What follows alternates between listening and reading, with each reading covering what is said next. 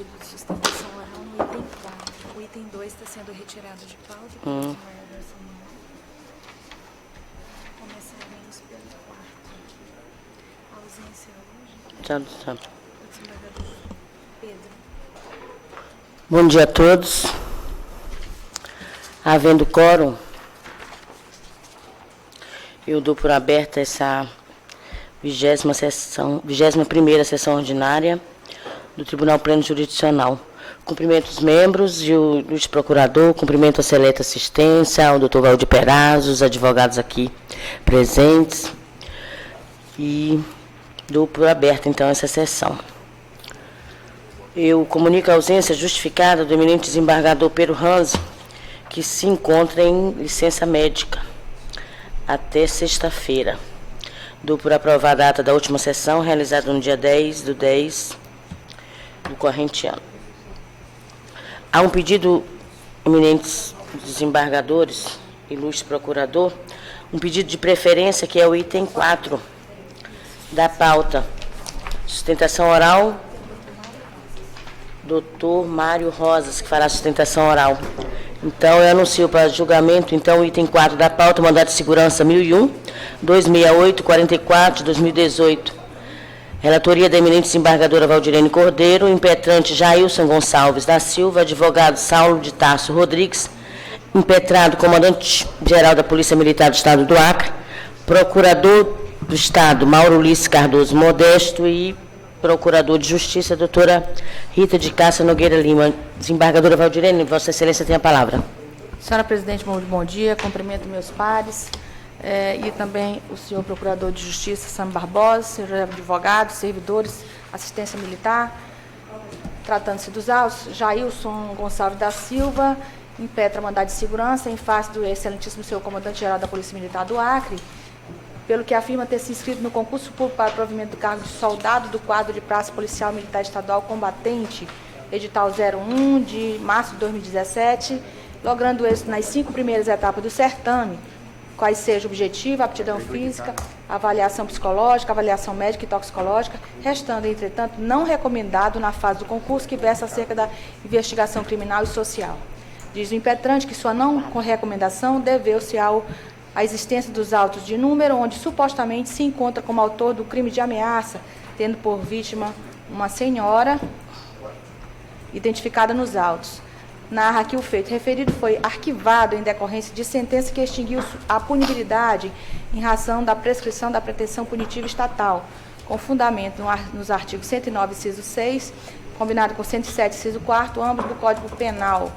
Alega também o impetrante que a sua não recomendação administrativa, em virtude de processo criminal extinto, em razão da prescrição mencionada, fere o princípio constitucional da presunção de inocência.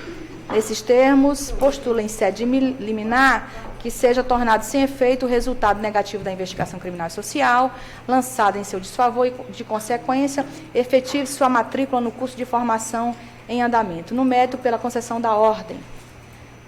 Pediu também pela concessão dos benefícios da Lei 1060 de 1950, juntou documentos. Essa relatora, em decisão interlocutória, deferiu o pedido de concessão de justiça gratuita, assim como a liminar para que ele continuasse no processo de formação a título precário.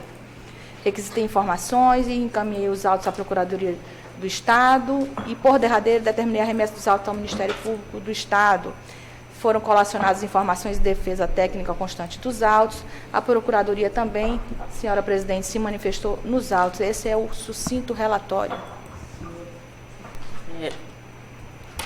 Eu consulto ao eminente advogado, tendo em vista que nós temos a votação antecipada. Todos os membros, e eu indaguei agora ao Ministério Público também, é pela concessão da ordem. Eu indago se Vossa Excelência ainda quer fazer uso da palavra. Não, Excelência, só cumprimento a corte e desejo um bom trabalho a todos. Pois não. Então, desembargadora Eva Evangelista pela concessão da ordem, desembargador Samuel pela concessão da ordem, desembargador Djalma, desembargadora, só falta aqui, desembargadora Regina, Vossa Excelência. Acompanho a relatora. Pois não. Então, senhores, os desembargadores Elcio, Luiz Camolês. Com a relatora. desembargador Júnior também com a relatora. Então, decide o tribunal, à unanimidade, conceder a segurança nos termos do voto da relatora.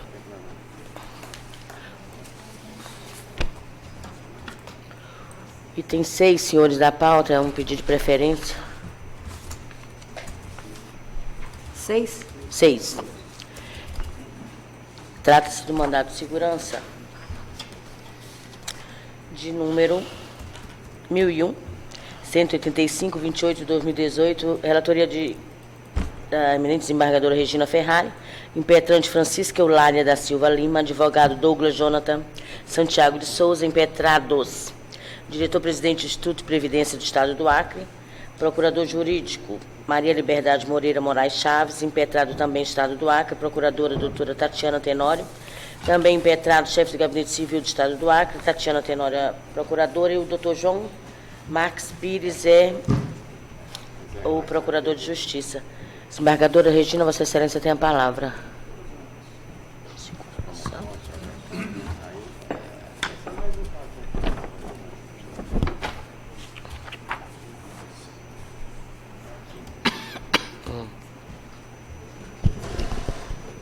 Cumprimento os nobres pares, a senhora presidente, senhores advogados, Ninguém senhor procurador de votou aqui. justiça, senhores advogados. Ninguém votou.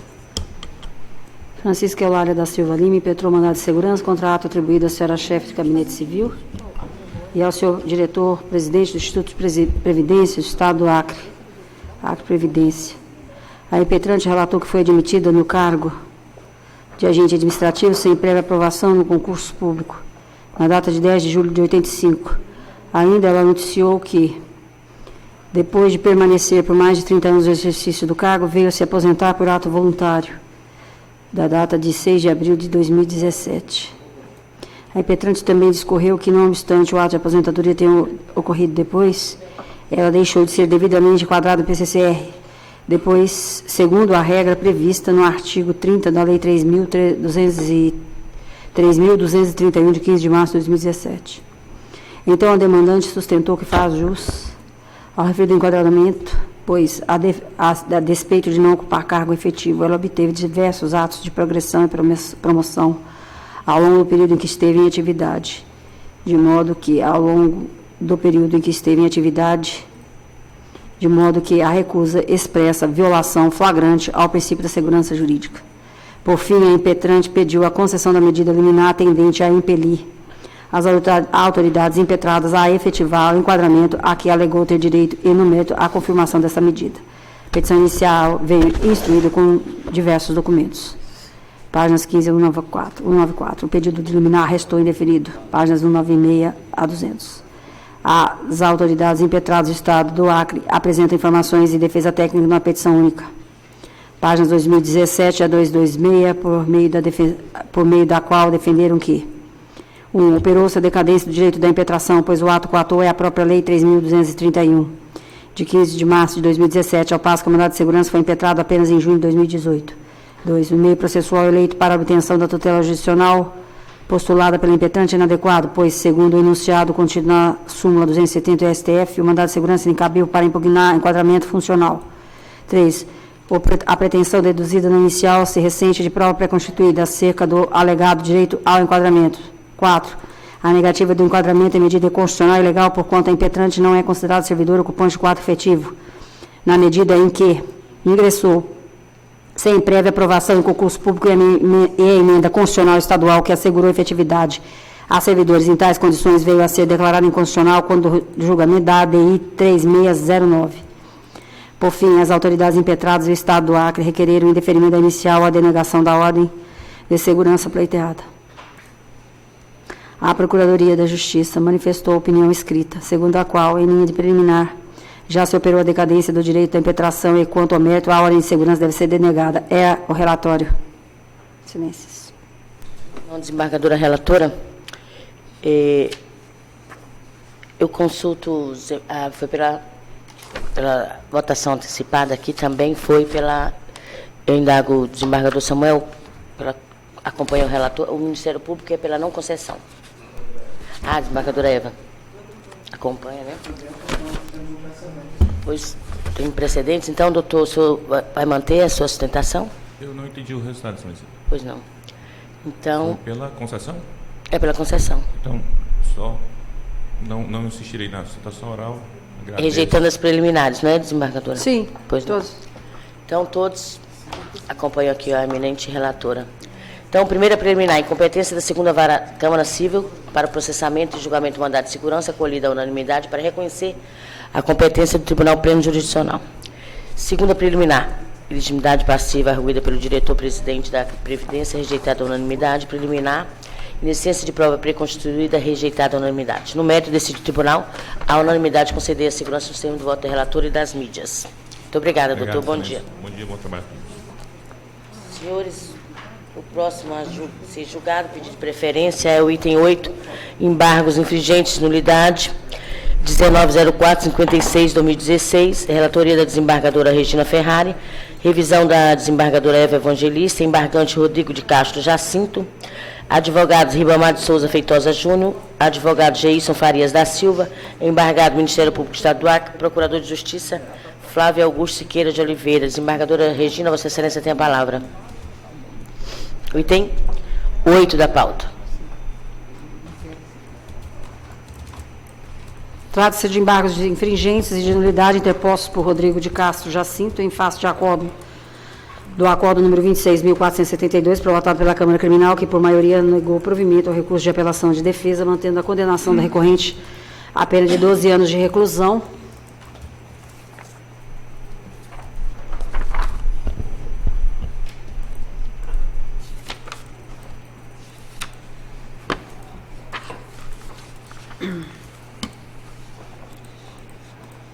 Em regime inicial fechado, é o pagamento de 1.600 dias multa pela prática dos delitos previstos no artigo 33, caput, e artigo 35, todos da Lei número 11.343, de 2006, em concurso material. Almeja a defesa a prevalência do voto divergente da lavra do desembargador Pedro Ranzi, que absolveu o condenado da prática do crime previsto no artigo 35 da Lei 11.343, de 2006. O recurso foi admitido. A Procuradoria-Geral de Justiça, no parecer de páginas 15 a 19, opina pelo provimento do recurso a fim de prevalecer o voto divergente. É o breve relatório, excelências. O doutor Rodrigo, pelo prazo regimental. Geilson, desculpa, pelo prazo regimental. Bom dia a todos. Primeiramente, cumprimentar todos os desembargadores aqui presentes, na pessoa da presidente de Desconfio. Parabenizo também o desembargador Luiz Camolês pela sua ascensão ao tribunal. Cumprimento todos os advogados aqui presentes, eventuais da Justiça. O caso em questão aqui trata-se de um jovem, à época da prisão, com 19 anos, na cidade de Feijó, que no dia 26 de setembro de 2016, em uma abordagem policial, foi encontrado com mesmo uma certa quantidade de produto entorpecente, de cocaína, 164 gramas, salvo engano. Julgado pelo tribunal em Feijó, pelo juiz de primeiro grau, restou uma condenação de 12 anos de prisão em regime fechado, 8 anos pela pena de tráfico de drogas, mais 4 anos pelo crime de associação para o tráfico de drogas. No entanto, a defesa recorreu dessa sentença em apelação nesse tribunal, tendo sido mantida a condenação a 12 anos de prisão em regime fechado. No entanto, teve um voto divergente, o voto do desembargador Pedro Ranzi, que era pela absolvição do embargante do crime de associação, porque não estavam presentes ali os requisitos para a associação para o tráfico, que é sabido que para configurar o crime de associação para o tráfico é necessário que o autor preencha dois requisitos: a estabilidade e a permanência. E não há prova nenhuma nos autos de que haja estabilidade e permanência do embargante, Rodrigo, com outras pessoas. Até porque nenhuma outra pessoa foi presa nesse processo. Apenas esse rapaz, o Rodrigo. Mesmo assim, foi condenado a essa pena alta, de 12 anos. A tipificação da associação para o tráfico, prevista no artigo 35 da Lei de Drogas, ela é clara nesse sentido. Eu peço licença a vocês para ler esse artigo. Associaram-se duas ou mais pessoas para o fim de praticar reiteradamente ou não qualquer dos crimes previstos no artigo 33 e parágrafo 1º e 34 desta lei. No entanto, o embargante não fora preso nenhuma outra vez pelo crime de tráfico. Isso já deixa claro de que ele não era um praticante desse crime, e sim um usuário. Na data da sua prisão, ele mesmo relata que estava há 3 dias consumindo álcool e drogas. Os policiais que fizeram essa prisão falam que ele estava desorientado, totalmente desorientado, não sabia nem dizer onde que estava praticamente. Além da lei, a jurisprudência também traz de que a doutrina, ela traz a descrição típica do artigo 35 de drogas. Ela manteve a expressão reiteradamente ou não, já contida anteriormente. Isto poderia induzir a interpretação equivocada de que uma reunião ocasional de 2 ou mais indivíduos decididos à prática de crime de tráfico seria suficiente para o crime em estudo, que o crime em estudo seja configurado. Mas não é assim. Tanto a doutrina quanto a jurisprudência reconhecem a necessidade, além do acordo de vontades, a presença dos elementos normativos de estabilidade e permanência temporal, para que exista essa espécie de associação para o tráfico. No entanto, não há prova, não configura a associação nesse caso. Da mesma forma, Vicente Greco Filho, em seu Manual de Toques, Prevenção e Repressão, assevera que há necessidade de um ânimos associativo, uma vontade de se associar a outros para a prática desse crime. Tem que haver um ajuste pré-estabelecido, no intuito de formar um vínculo associativo do fato. Nesse caso, a gente percebe, olhando todos os autos, todas as provas, a instrução, que não há esse vínculo associativo de Rodrigo com outras pessoas a fim da mercância da droga. Então, é claro que ele foi preso sozinho no dia que estava com essa droga. A defesa, para não se alongar muito, reitera os pedidos feitos nos embargos. O conhecimento e provimento dos embargos infringentes para acolher integralmente o voto divergente do desembargador Pedro Ranzi, para reformar a sentença produzida em primeira instância, absolvendo-se o embargante do crime de associação para o tráfico. E, em caso de provimento, que seja modificado o regime de cumprimento da pena por menos gravoso, porque em caso de absolvição da associação, ficaria apenas 8 anos, e o réu primário não tem nenhum antecedente, nunca se envolveu em nenhum outro ato ilícito, com a pena de 8 anos, o cumprimento poderia ser no regime semiaberto. Esse final de semana, eu só relatar para vocês, estava em casa descansando, quando a família desse rapaz me ligou, novamente preocupado, perguntando quando que teria o julgamento e tudo mais. Porque esse rapaz estava doente no hospital de Tarauacá, hospitalizado, com um tumor no seu pé, já quase tendo que voltar para o presídio, e o médico relatou para a família que, caso esse tumor não fosse tratado de maneira correta e adequada, ele poderia chegar a perder o seu pé. Nós estamos falando aqui de um rapaz que vai fazer 22 anos daqui a exato um mês, no dia 17 de novembro. Um rapaz como muitos que nós temos na nossa sociedade, e uma exceção à regra desses que estão presos a tráfico de drogas. Ele não pertence a nenhuma facção criminosa. Ao contrário, vem sofrendo reprimendas no presídio por se recusar a fazer parte de alguma organização. É um rapaz que foi criado pela sua avó. Os pais praticamente o abandonaram.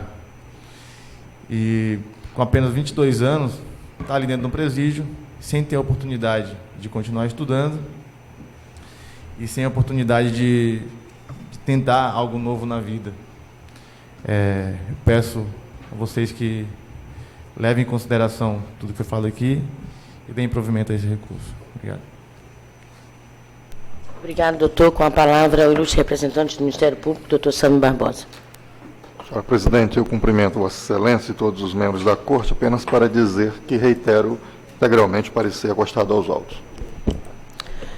Pois não, desembargadora Regina.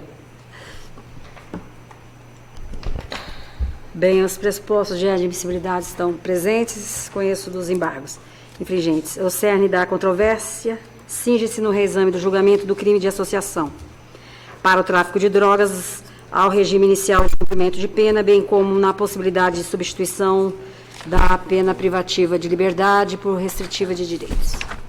De início, urge acentuar que a sanção concreta e definitiva restou no patamar de 12 anos de reclusão, em regime inicial fechado, e ao pagamento de 1.600 dias multa, pela prática dos delitos previstos no artigo 33, caput, e artigo 35, todos da Lei 11.343, em concurso material.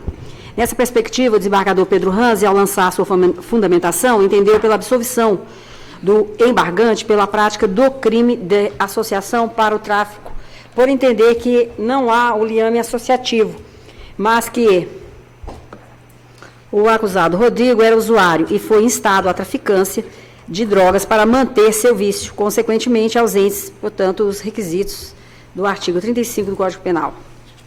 A seu turno, o voto prevalente perfilhou o entendimento de que, quando da instrução criminal, ficou demonstrada a vontade do embargante terceiro se associarem para a prática reiterada do delito de tráfico. Pela pertinência, eu transcrevo o excerto da fundamentação aqui. Não vou ler para não cansá-los. Bem, está disponível no voto. Feito essa contextualização, impende assinalar que não se desconhece a tese argumentativa exposta no voto majoritário, no sentido de que ficou configurada a vontade do agente para praticar o delito de tráfico de drogas. Porém, na hipótese, não há provas suficientes que demonstrem a comunhão de vontades, ajuste prévio e divisão de trabalhos entre o embargante e terceiros não identificados de se associarem para praticar a traficância. De acordo com a denúncia, as páginas 71/72, consta que... Aí eu transcrevo, né, a parte em que a denúncia relata a acusação, dizendo que o denunciado Rodrigo associou-se a terceiros ainda não identificados para o fim de praticar, reiteradamente ou não, o crime de tráfico de drogas, e dos autos que o denunciado recebeu ligação de uma pessoa de Rio Branco, a qual lhe passou as instruções para receber a droga, entregar uma parte aos indivíduos, conhecido por Tiago, Alisson e Aldo, enfim. E assim, na sequência, conforme está vazado para os senhores fazerem análise. Entre mentes, no caso em apreço, a sentença condenatória considerou que o embargante estava associado a terceiros não identificados para a prática do tráfico de drogas. Justificou-se a associação no fato do réu, em sede de inquérito policial e judicialmente, ter confirmado que estava transportando as drogas a pedido de terceiro, não há uma crase aí, sendo que esta deveria ser entregue a outrem na entrada da cidade, bem como nas circunstâncias fáticas que circundam o delito supostamente praticado.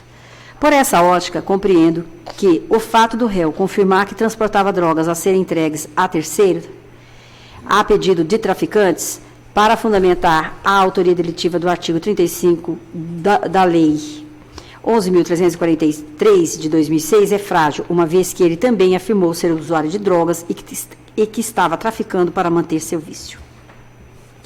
Tem algumas correções ainda que farei de português aí, senhores, por favor, desconsiderem.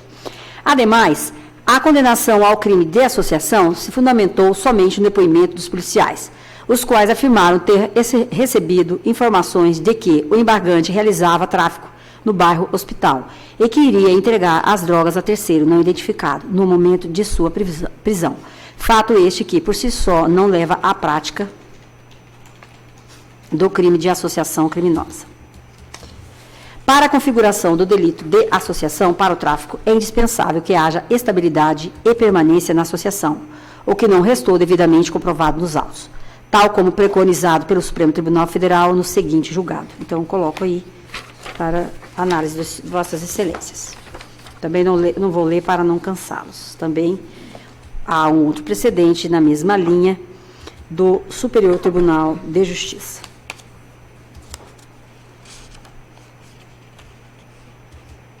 Onde preconiza que, para a configuração do tipo de associação para o tráfico, é necessário a estabilidade e a permanência da associação criminosa. É necessário prova desta circunstância. Então, há vários precedentes nesse sentido.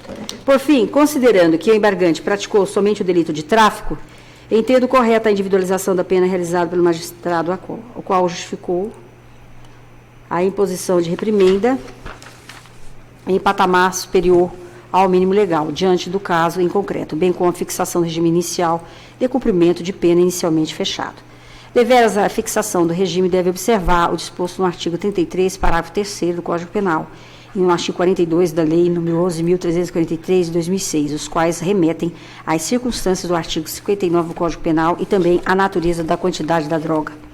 Ademais, conquanto seja possível a conversão da pena privativa de liberdade por restritivas de direitos, a natureza e a quantidade de entorpecentes servem como fundamento para a fixação do regime inicial mais gravoso, tal como preconizado pelo Supremo Tribunal Federal nos julgados, que também estão espelhados aqui para Vossas Excelências analisarem. Dessa forma, deve manter-se a condenação do embargante pelo delito de tráfico de drogas, a pena de 8 anos de reclusão a ser cumprido no regime inicial fechado, bem como o pagamento de 800 dias multa à razão de 1/30 do salário mínimo vigente à época dos fatos para cada dia multa, corrigida monetariamente pelo INPC, nos termos da sentença às páginas 149/150, não sendo possível a substituição por restritivas de direitos e ou sursis, porquanto ausentes os requisitos legais. Posto isso, acolhendo parecer da Procuradoria-Geral de Justiça, dou parcial provimento ao recurso para, nos termos do voto minoritário, entendendo que o embargante, então, seja absolvido quanto ao crime de associação para o tráfico. Por consequência, fica determinado o cumprimento provisório da pena à luz do entendimento perfilhado pelo STF. É como voto, excelências. Pois não, a eminente revisora acompanhou a eminente relatora. Acompanhei, excelência, por entender também afastar a prática do delito de associação para o tráfico. Penso que, no caso dos autos, é a conduta atípica, ela não se configura, em razão núcleo do tipo. E, no mesmo sentido da eminente desembargadora, com a conclusão que chegou em relação à condenação do provimento pelo provimento parcial recurso. Pois não, obrigado, desembargador Samuel. Nega provimento. Desembargador Roberto Barros. Eu estou com a relatora. Acompanha o relator. Desembargador Francisco de Djalma acompanhou também a relatora. Acordo, excelência. Desembargadora Valdirene. Também acompanha a relatora, excelência. Desembargador Laudivon. Acompanha a relatora. Desembargador Gilberto acompanhou a relatora. Desembargador Elcio. Presidente, eu vou acompanhar a divergência e fazendo algumas ponderações sobre o artigo 35. Até porque o delito de tráfico de drogas do 33, ele já tem a natureza permanente, por isso vários núcleos, aspectos múltiplos com relação ao enquadramento típico. E o artigo 35, ele é bem específico, associarem 2 ou mais pessoas para o fim de praticar reiteradamente ou não qualquer dos crimes previstos nos artigos 33 caput e parágrafo 1º e 34 desta lei. Toda conduta que gerou, inclusive a apreensão da droga, envolveu sim mais de 2 pessoas e, a meu ver, ficou evidente a associação. Então eu acompanho a divergência, inclusive o relator, o desembargador Samuel, foi bem cristalino quando do julgamento deste processo. Pois não, desembargador Luiz Camolês. Com a relatora. Júnior Alberto, não? Desembargador Júnior Alberto? Já votei. Júnior já votou. Antecipadamente. É pela concessão. Acompanhando a relatora. Decide o tribunal, então, por maioria, dar provimento parcial aos embargos infringentes de nulidade nos termos do voto da relatora. Divergentes, eminentes desembargadores Samuel, Evangelista e Elcio Mendes, que votaram pelo desprovimento do recurso. Obrigada, doutor. Bom dia. Senhores, o item 11, um pedido de preferência. Trata-se de embargo de declaração 1001-09 350/2018. É 11? Desembargador Júnior. Qual item? 11. Só preferência. Tu falou Samuel, não, aquele dia. Que eu... Ah, tá. Ela do desembargador Júnior Alberto, embargador do Ministério Público, Estado do Acre, Procuradoria do Poder Judiciário do Bar, embargador de Samuel Barbosa Carlos, advogado do Edivaldo Perazzo, Adeildo e Ricardo Albuquerque. Desembargador Júnior, Vossa Excelência tem a palavra. Trata-se de embargo de declaração, todavia, segundo me foi repassado aqui, agora eu fico pensando que o senhor está lá ainda, está para cá. Não é, doutor? Segundo ele, tem efeitos infringentes. Eu considero a palavra a Vossa Excelência, o relator do processo. Eu gostaria de saber, senhora presidente, se há um pedido de sustentação oral no caso aqui? Não. Esse processo? Não, né? Excelência, eu pediria, não vou fazer uma sustentação oral, muito embora eu acho que não os embargos infringentes existissem, Excelência. É apenas para esclarecer, senhor relator, um fato. É porque não cabe, né? Sustentação oral em embargos, né? Se a gente abrir para... Mas é embargo de declaração. Já. Embargo de declaração, né? Com efeitos infringentes. Porque eu vejo o advogado em pé na tribuna... Esse é o critério. Como se trata de embargo de declaração, embora haja um pedido de atribuição de efeitos infringentes, não há previsão regimental para concessão da palavra ao advogado para sustentação oral. E caso nós concedamos, isso vai gerar um precedente para daqui para frente para todo e qualquer embargo de declaração, né? Então eu vou fazer uma exposição do meu voto, né? E gostaria que Mas antes eu vou colher a manifestação da corte, ok? Excelência, eu não quero fazer uma sustentação oral, eu quero apenas esclarecer um fato que a lei me permite. Não é possível o senhor esclarecer nenhum fato, porque não tem sustentação, não tem como. Não, Excelência, o fato pode ser esclarecido, está previsto no Estatuto da Ordem dos Advogados. Eu vou ouvir a corte, desembargador Valdir, desembargadora Eva Evangelista. Esclarecer fatos, sustentação oral. Senhora presidente, em verdade, os embargos de declaração, eles não comportam, senhora presidente, eminentes pares, doutor procurador, saúde dos senhores advogados, doutor Valdir Perazzo, doutor procurador de Justiça, Cosmo Lima de Souza. Senhora presidente, eu penso que, em verdade, eu compreendo que, em verdade, não existe oportunidade para sustentação oral em embargo de declaração. Não obstante, eu penso que também, pelo princípio da cooperação, nada impediria de o tribunal ouvir o que o advogado tem a dizer, embora não haja... O efeito infringente é exatamente esse, de discussão de fatos. Eu tenho essa compreensão que nada impediria ouvir embargos infringentes. Em comentários ao Código de Processo Civil, alguns doutrinadores até também têm essa, não é o caso, que é processo penal, também tem essa posição, exemplo de Didier e outros. Mas essa é a minha compreensão pessoal. Pois não. Desembargador Samuel. Desembargador Roberto Barros. Essas questões, desembargadores, notadamente tem que ver com a indicação do relator. Né? O relator encaminha no sentido... Desembargador, só um instante, porque eu não consigo ouvir o desembargador Roberto. Estou longe aqui. Nessas situações, o esclarecimento de fato é notadamente para o relator, ou seja, a primeira pessoa. Se o eminente relator entende que não há necessidade de esclarecimento de fato, até porque houve sustentação oral, salvo o melhor juízo, no julgamento originário, então eu acompanho a posição do relator. Desembargador... Que pesa o brilhantismo, doutor Valdir, sempre. Djalma. Senhora presidente, senhores membros, senhor procurador, senhores advogados.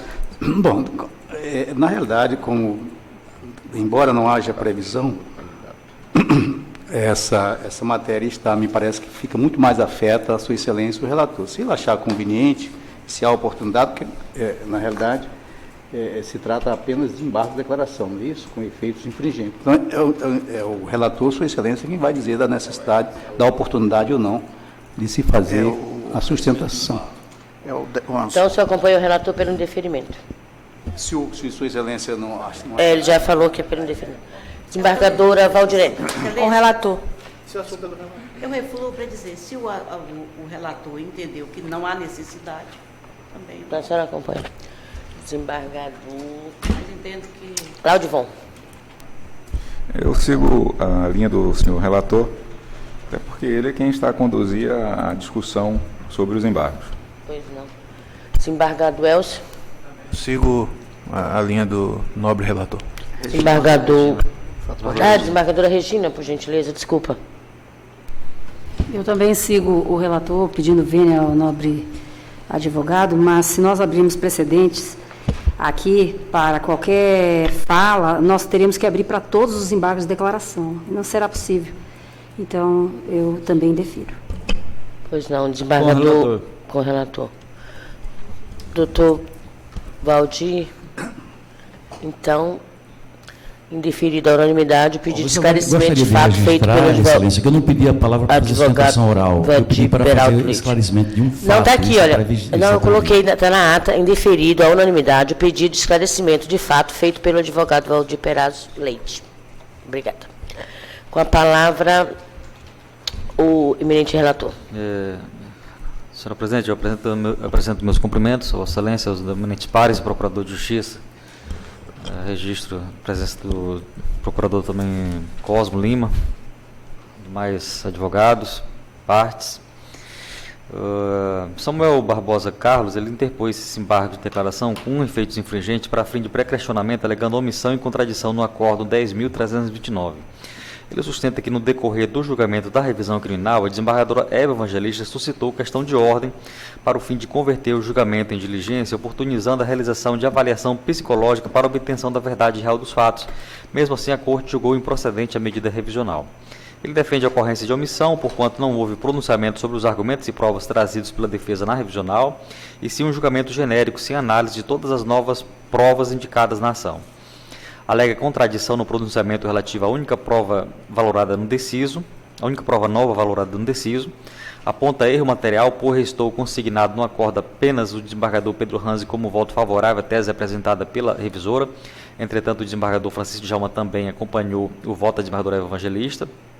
Reitera que a condenação do embargante teve por fundamento tão somente a palavra da vítima, não havendo qualquer apontamento de nenhuma prova que confirmasse a palavra da vítima.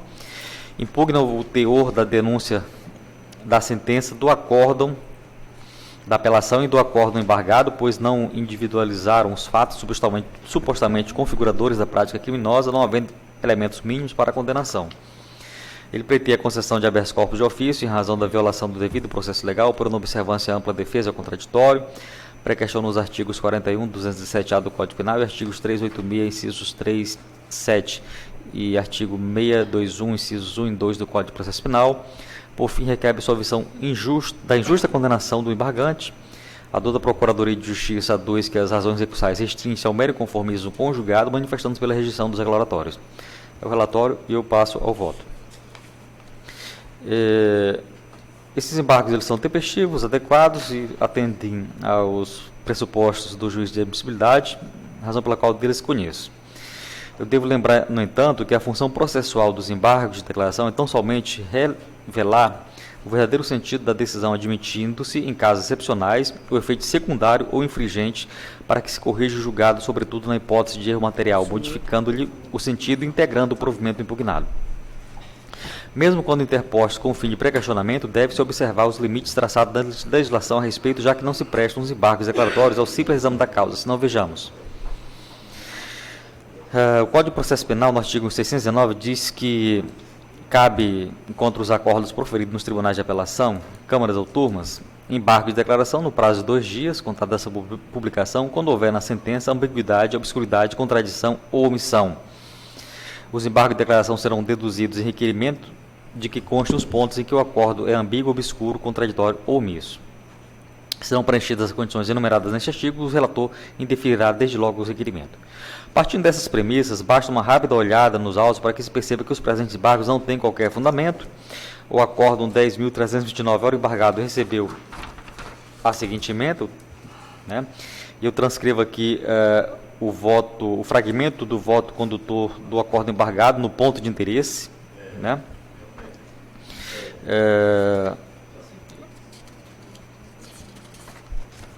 Eu peço venha para dispensar a leitura, porque são trechos aqui do acórdão embargado.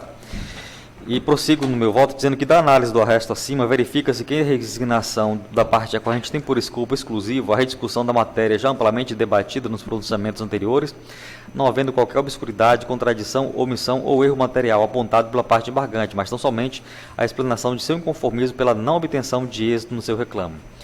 Embora defenda que houve omissão no enfrentamento de alguns pontos de defesa devolvidos no apelo, você diz que o órgão julgador de quem em nosso sistema processual não está obrigado a examinar todos os fundamentos legais invocados pelo recorrente, se já encontrou em algum deles ou em outros dispositivos motivação suficiente para arrimar as conclusões a que chegou. Nesse viés, desnecessário o enfrentamento prolongado e repetitivo acerca das novas provas produzidas, áudios extrajudiciais, porquanto os mesmos não foram ratificados em juízo. E ainda, o pronunciamento sobre a condenação baseada na palavra da vítima, pois a revisão criminal não se confunde com o recurso à apelação, mas possui estreitos limites de cognição para averiguar erro judiciário e não reaver e rediscutir todas as provas procedentes ao novo julgamento baseado apenas no inconformismo do requerente, o qual, no caso, apresentou o recurso às instâncias superiores de forma intempestiva e agora visa utilizar esta revisão criminal e dos presentes embargos como via oblíqua para externar todo o seu inconformismo. Com relação à questão de ordem suscitada pela eminente desembargadora revisora, desembargadora evangelista, registra que os seus fundamentos já foram submetidos à apreciação da Corte, que decidiu por maioria rejeitar. Logo, os declaratórios não representam o meio adequado para discutir tal matéria, pois o afastamento da questão de ordem não induz a ocorrência de vícios no julgado. Quanto ao erro material constante na certidão do arresto, consigno que o desembargador Francisco Djalma não proferiu voto na sessão em questão, pois estava ocupando o cargo de desembargador-presidente em exercício, limitando-se apenas a externar apontamentos a respeito, pois sua função, princípio, naquele momento, era de presidir e conduzir a sessão de julgamento. Sendo assim, limitando-se a insurgência do embargante à sua mera discordância com o resultado do julgado, que lhe foi desfavorável, não há nenhum fundamento que justifique a interposição dos embargos de declaração, que se prestam tão somente a sanar eventual omissão, contradição, ambiguidade ou obscuridade do julgado, não a repreciar a causa. Eu transcrevo precedentes aqui do STJ e, por fim, indefiro o pedido de concessão de habeas corpus de ofício, porquanto não vislumbro qualquer indícios de constrangimento ilegal, muito menos violação aos princípios do devido processo legal, do contraditório e da ampla defesa, restringindo-se a pretensão do recorrente apenas a trilhar, mediante via oblíqua, um caminho para obter novo julgamento da causa e rediscutir a matéria. Eu conheço dos embargos de declaração, mas rejeito por não restar presente qualquer das hipóteses do artigo 619 do CPP. É como voto. Ok. Desembargadora Eva. Senhor presidente, eu encontro adstrita as hipóteses de cabimento do artigo 619 do Código de Processo Penal, que admite, né, os embargos declaratórios na seara criminal, mas no caso de omissão, contradição, ambiguidade e obscuridade de julgado. E não tem o objetivo de rejulgamento da causa. Então, adstrita exclusivamente as hipóteses de cabimento. Eu também conheço, na mesma linha do eminente relator, mas voto pelo desprovimento ao recurso, pela rejeição. Desembargador Samuel, como vota?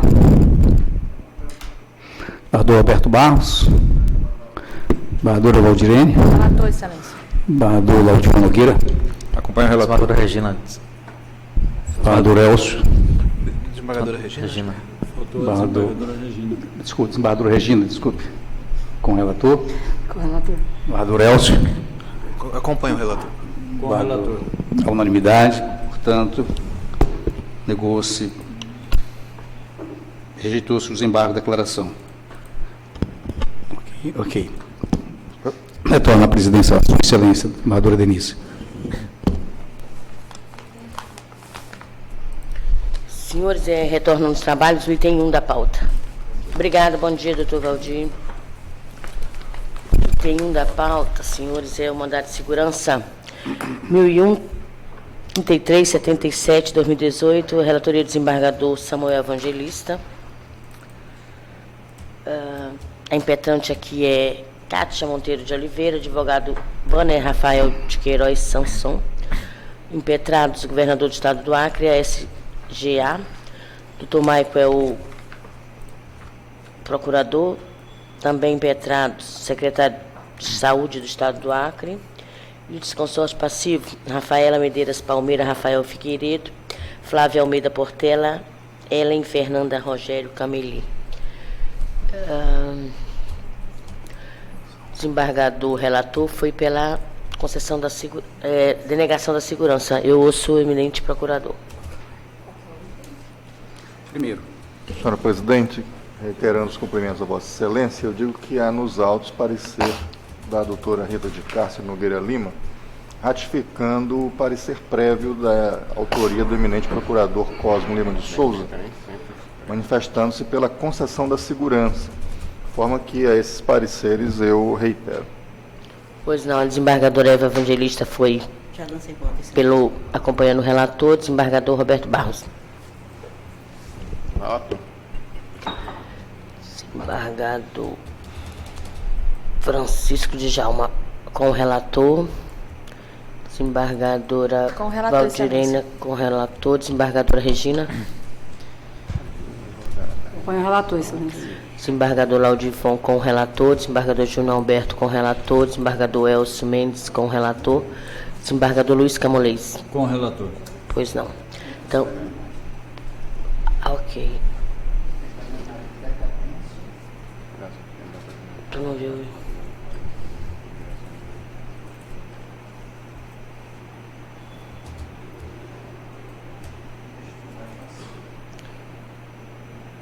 Os membros então acompanham o eminente relator também pela rejeitando as preliminares, né? Então, preliminares rejeitados à unanimidade, decide o tribunal também à unanimidade denegar a segurança nos termos do voto do relator. O item 2.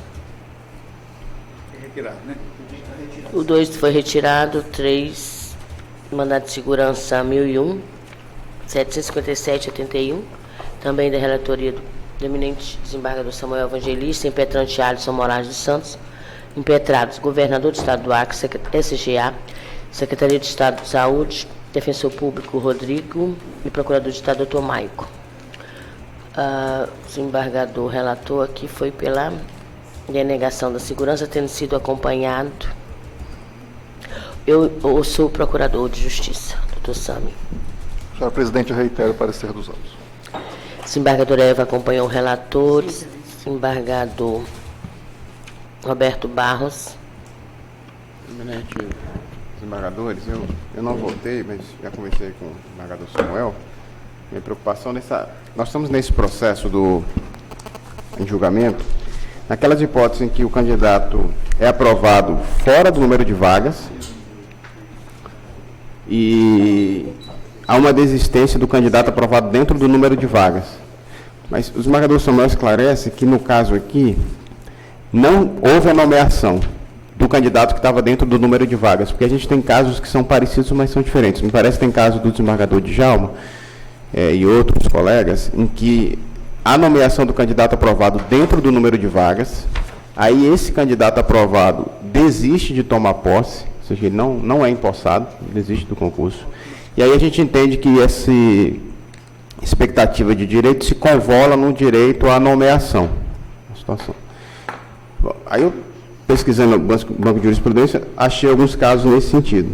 E aí fui dando uma analisada nesse caso do desembargador Samuel, saber por que aqui estava sendo denegada a segurança. E aqui, eu conversei com o eminente relator e esclareceu o seguinte: aqui a administração não nomeou o candidato aprovado dentro do número de vagas.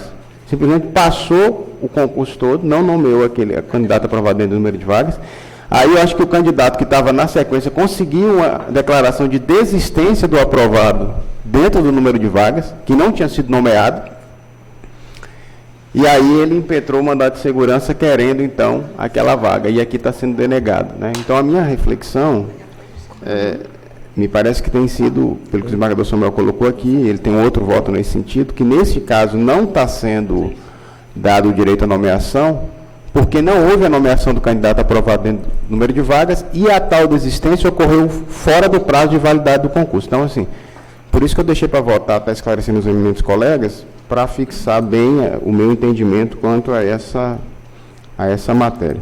Aí porque eu acompanho o eminente relator nesse caso, deixando bem esclarecido essa minha linha de entendimento. Eu tive essa compreensão, desembargador também, né? Roberto. Por isso que eu segui o eminente relator. Gostaria também de reprisar. Eu tive de logo essa compreensão, porque era um caso diverso daquele em que existe a nomeação. O desembargador Samuel explicou muito bem no seu voto essa questão. Pois não, desembargador Francisco de Jalma acompanhou o relator.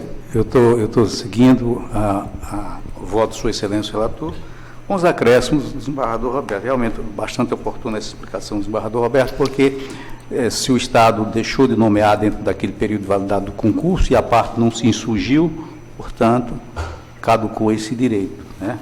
A outra parte, lógico, não pode se sobrepor a essa situação. Eu acompanho, Sua Excelência. Muito obrigada. Acompanho o relator, desembargadora Regina Ferrari.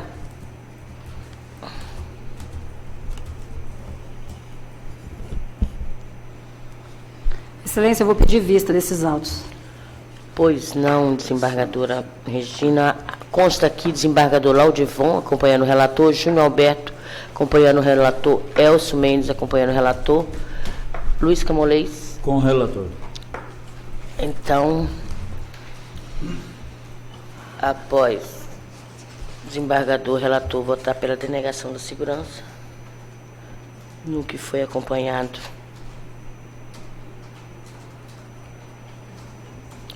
pelos demais desembargadores,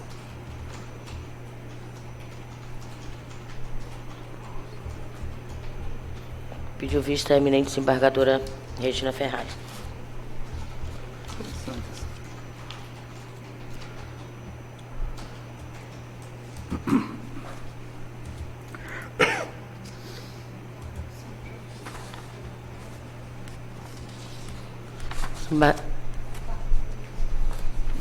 O item 5, senhores da pauta, porque o 4 já foi.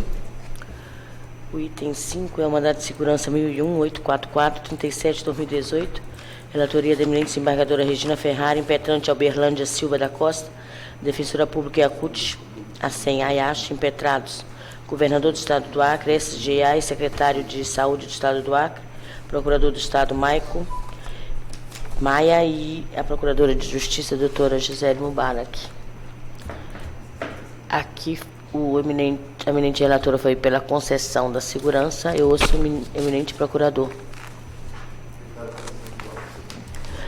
Senhores, a eminente desembargadora Eva Evangelista, os eminentes desembargadores Evangelista, Samuel Evangelista, Roberto Barros, Francisco Djalma. Estou seguindo a relatora, excelência. Valdirene.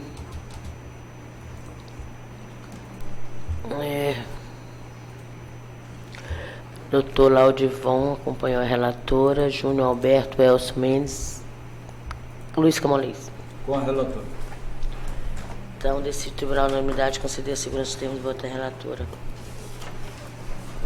Pois não. Poderia ficar sem. Ok. Vou conceder aqui para o computador do Dr. Sami voltar a informática chamar aqui.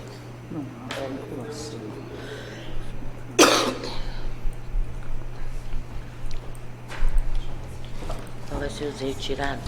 Vai ser retirado? Não. Aquele é de administrativo, né?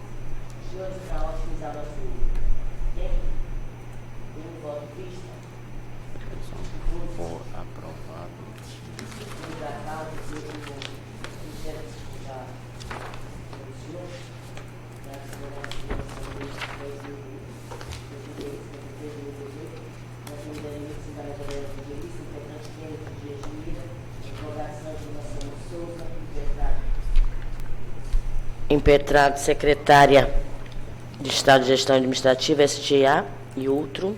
Procuradora Neyarla, impetrado IBAD, advogados Leonardo. No julgamento anterior ficou assim a papeleta. Após a desembargadora relatora, Eva Evangelista votar pela rejeição da preliminar de legitimidade passiva de causa, no que foi acompanhada pelos demais membros, com ressalva do posicionamento pessoal dos desembargadores Roberto Barros e Regina Ferrari, pediu vista o desembargador Laudivon Nogueira. Reguardou-se aguardar o voto visto o eminente desembargador Júnior Alberto. Desembargador Laudivon, Vossa Excelência tem a palavra. Qual o item, Excelência, por gentileza? O item? 12 da pauta, voto 12. vista. Senhor presidente, eu cumprimento Vossa Excelência, cumprimento eminentes pares, o senhor Procurador de Justiça, doutor Sami, cumprimento o doutor Procurador de Justiça, doutor Cosmo, aqui na plateia, advogados e servidores desta casa, na pessoa da nossa diretora judiciária. Trata-se do mandado de segurança com pedido liminar impetrado por Kennedy Dias de Lira, visando impugnar o ato administrativo que supostamente da lavra do secretário de Estado de Polícia Civil, secretário de Estado da Gestão Administrativa e o Instituto Brasileiro de Apoio e Desenvolvimento Executivo, IBAD. Narrou o impetrante, em resumo, que participou do concurso público para provimento de cargos de agente de Polícia Civil, deflagrado por intermédio do edital SGA CEP-C 001-2017. Obtemperou que foi aprovado nas etapas classificatórias do certame, bem assim na prova de aptidão física e no exame psicotécnico, tendo sido convocado para a apresentação de exames médicos e toxicológicos em 28 de novembro de 2017. Entretanto, após apresentar os exames requeridos, teria sido declarado inapto, em razão de não ter apresentado o exame IgM, relativo à doença de Chagas, tendo apresentado tão somente o exame IgG. Sustenta que, além de não estar disponível na rede pública estadual de saúde, o referido exame adicional IgM seria desnecessário diante da suficiência do exame IgG. Pleiteou liminar para permitir-lhe continuar nas fases subsequentes do concurso e no mérito à sua confirmação. Em informações, as folhas 133 e 151, a Secretaria de Estado de Gestão Administrativa, o Secretário de Estado de Polícia Civil e o Estado do Acre suscitaram preliminar de ilegitimidade passiva sob o argumento de que a fase de exames médicos e toxicológicos, de acordo com o edital de abertura do certame, seria de atribuição exclusiva da entidade organizadora do certame. No mérito, sustentam plena validade da exigência do exame IgM, cuja carência resultou na eliminação do impetrante. Pleitearam a extinção terminativa e, subsidiariamente, a denegação da segurança. Na mesma atuada foram as informações do IBAD, as folhas 171 e 177. Na última assentada, a eminente relatora apresentou voto rejeitando a preliminar de ilegitimidade passiva e, no mérito, concedendo a segurança. Especificamente quanto à preliminar, Sua Excelência entendeu por aplicável à espécie a teoria da encampação, mantendo a legitimidade passiva dos supramencionados secretários estaduais, citando dois precedentes deste sodalício da lavra da eminente desembargadora Cesarinete Angelim e Francisco Djalma, os quais eu transcrevo no meu voto vista, mas aqui eu destaco o mandado de segurança 1.038.64/2018 e 1.145.11. E este é o ponto da divergência que eu peço vênia para destacar e explico a razão.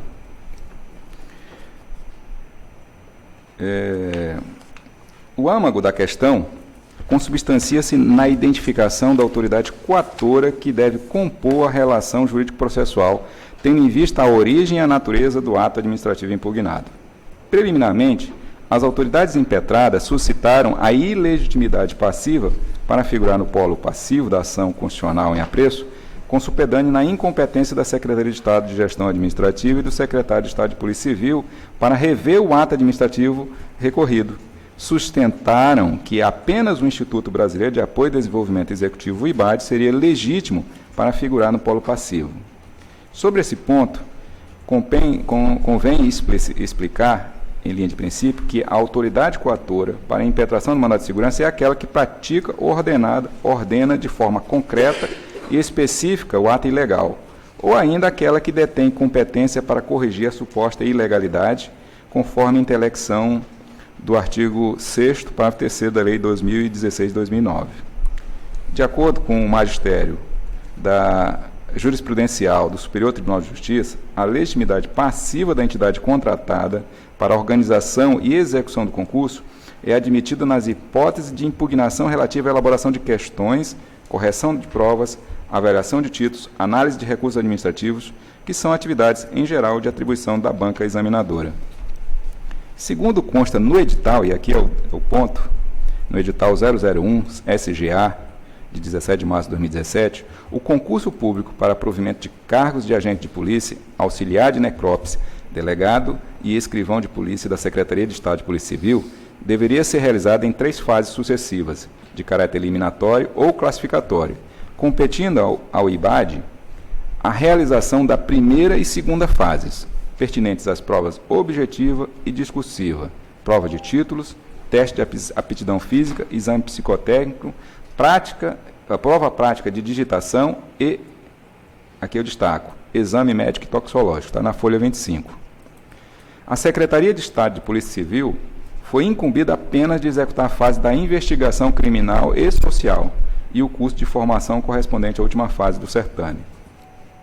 Na espécie, a regra editalícia estabeleceu ainda que, da fase de exame médico e toxicológico, caberia a interposição de recurso pelo candidato ao IBAD contra o resultado preliminar. Está nos itens 16.12 e 16.13 do edital. Conforme o documento juntado à folha 105, o impetrante interpôs o recurso administrativo contra o resultado preliminar perante a banca examinadora, o qual foi indeferido com fundamento nas razões explanadas no aludido documento, ensejando, assim, a impetração deste mandado de segurança. À luz dessas premissas, entendo que o ato de declaração de inaptidão do candidato impetrante na fase de exame médico-toxicológico foi perpetrado exclusivamente pelo IBAD, a quem foi conferida também a atribuição de revisar o ato administrativo recorrido. Dessa forma, a autoridade coatora, na hipótese, é apenas o diretor-presidente do IBAD, e não o secretário de Estado integrante da comissão do concurso, que, a meu ver, carecem de legitimidade para figurar no polo passivo do presente mandado de segurança.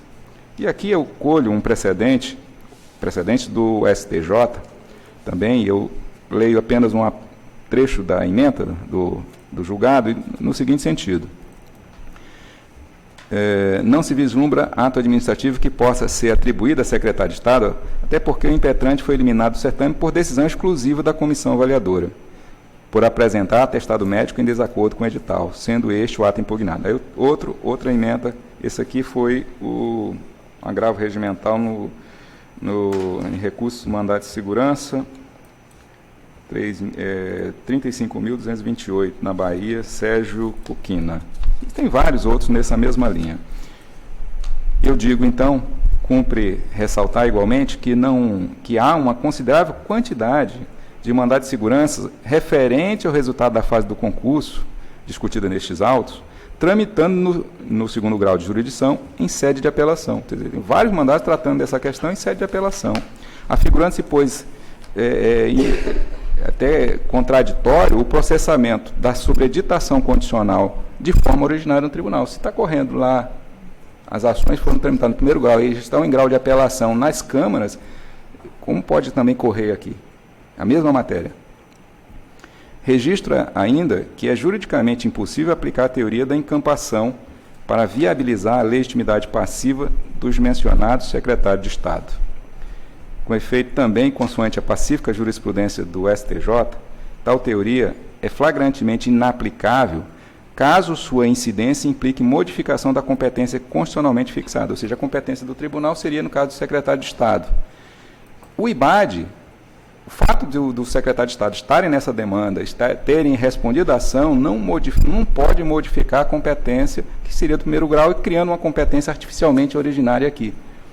E aí nós estaremos indo contra a Constituição. Trata-se exatamente do que ocorre aqui. Neste caso, dado que o acolhimento da legitimidade passiva de secretário de Estado, com base na teoria da encampação, resultaria na modificação da competência para apreciar este mandado de segurança, passando dos juízos fazendários da primeira instância para este pleno jurisdicional, providência que é vedada pelo STJ. E aqui eu cito precedentes também nesse mesmo sentido, em que a Corte da Cidadania entende que não é possível, não cabe a aplicação da teoria da encampação, porquanto a ilegitimidade passiva de determinado agente afasta a competência originária do tribunal. E são vários precedentes nesse mesmo sentido, eu cito um por todos. Caso aqui, o agravo interno no mandado de segurança, 54.264 de São Paulo, relatoria ministra Regina Helena Costa, primeira turma, 17/4/2018. Com efeito, tendo em conta a impossibilidade jurídica da aplicação da teoria da encampação, a meu ver, eu encaminho no sentido de reconhecer a incompetência absoluta deste tribunal e determinar a remessa do feito a um dos juízes fazendários da capital. Em destaque, em resumo, a fase que nós estamos a tratar aqui não é aquela fase daquele outro feito que nós julgamos, em que naquele era da investigação social. E se a investigação social competia exclusivamente à Secretaria de Polícia Civil, então lá realmente a competência era nossa. Agora, neste caso, se o edital diz que o ato era praticado pelo IBAD, então a competência seria do juízo fazendário no primeiro grau, e não caberia a encampação, porque nós estaríamos criando artificialmente a competência originária no tribunal em admitir, pelo simples fato de que a autoridade hierarquicamente superior defendeu o ato. E assim como voto, pedindo vênia à eminente relatora e ponho a mais algum debate, se for necessário, nesta questão. Pois não, tendo em vista a divergência aberta pelo eminente desembargador Laudivon, eu gostaria de pedir esclarecimento de voto. Eu tenho o direito de fazer esclarecimento. Pois não, eu concedo a palavra à eminente relatora. Eu agradeço muito a Vossa Excelência. O eminente desembargador, ele pontua a questão da teoria da encampação. Na verdade, a teoria da encampação foi algo julgado por este próprio tribunal, acolhido pelo Tribunal de Justiça, chego já lá, e julgado deste tribunal, em construção de voto feito pela eminente desembargadora Cesarinete Angelim, no mandado de segurança 1083/64/2018, no qual figurou como relatora, foi julgado no dia 18/7/2008.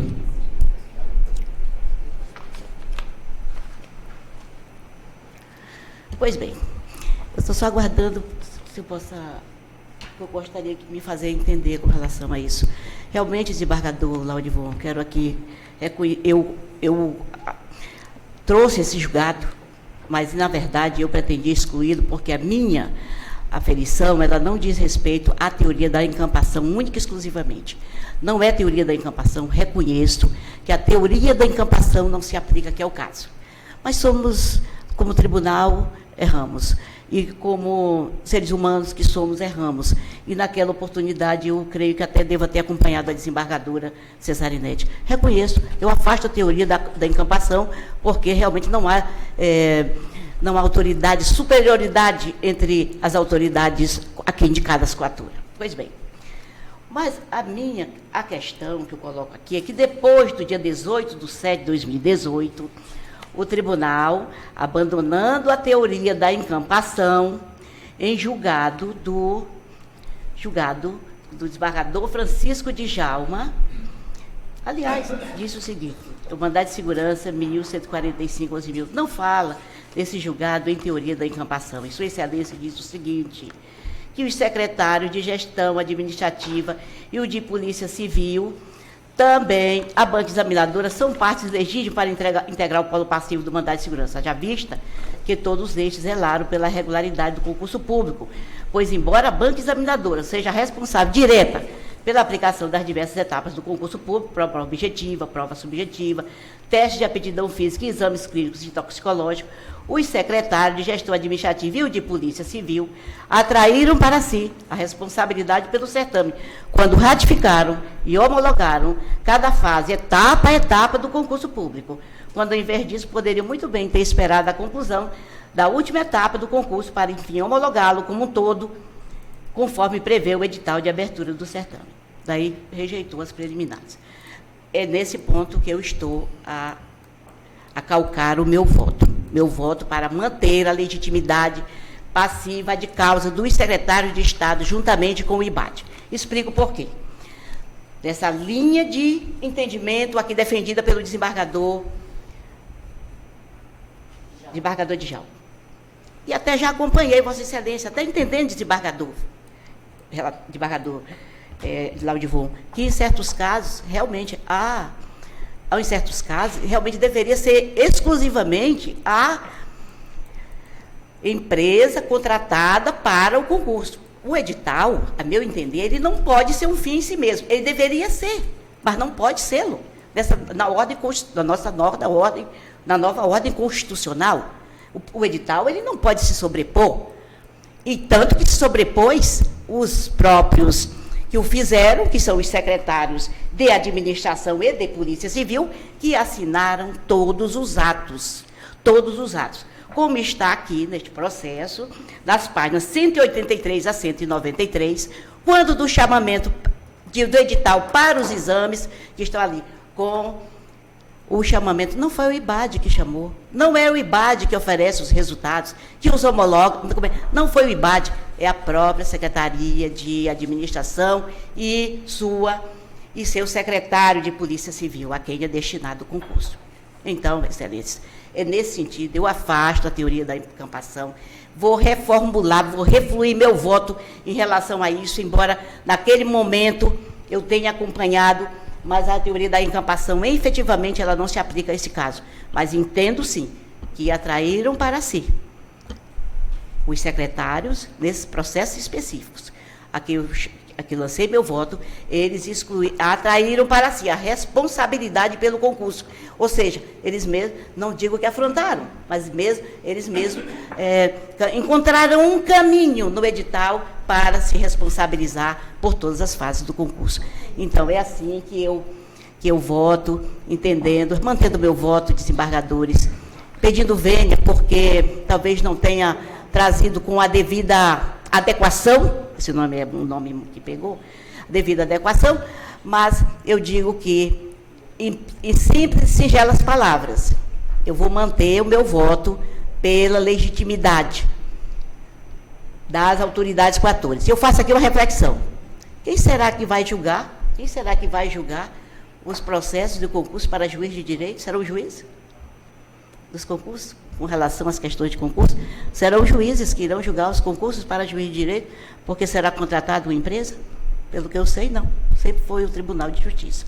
É algo que aqueles que estão a formular um edital de concurso devem bem ponderar, porque se for tudo entregue às empresas, bem, porque nós já tivemos aqui concursos julgados, inclusive, pelo próprio juiz federal, pelos juízes federais, que eu não considero um demérito, muito ao contrário, mas é porque se tratando do CESP, figurando como pessoa jurídica de direito privado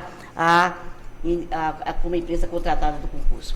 E assim que eu fui fazendo essa reflexão, não afasto a teoria da encampação, não fui levada naquela oportunidade eu compreendi que poderia seguir este caminho, mas hoje eu já amadurecia muito, antes do voto de Vossa Excelência, entender isso, mas neste caso específico, e naqueles que eu tenho para julgar ainda, que diz respeito ao Instituto IBAD, desde que conste aqui um documento, que os secretários baixaram os editais, não somente baixaram os editais, mas eles baixaram os editais subsequentes, inclusive para a convocação, inclusive estipulando qual tipo de exame, os tipos de exame, delineando cada um. Então, por isso, eu vou manter meu voto no sentido de considerar esta corte competente para o julgamento deste mandado de segurança.